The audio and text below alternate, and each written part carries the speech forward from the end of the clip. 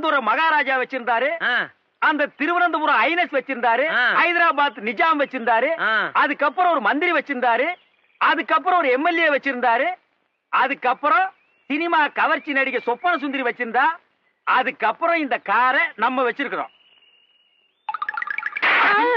யார பார்த்து இந்த கேள்வி கேட்கிற? ஏன் அடிச்சீங்க?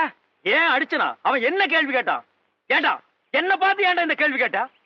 சொல்றா. அது ஏன்டா என்ன பார்த்து அந்த கேள்வி கேட்ட? இத்தனை பேர் இருக்காங்களே, கேட்க கூடாதா? சொல்றா.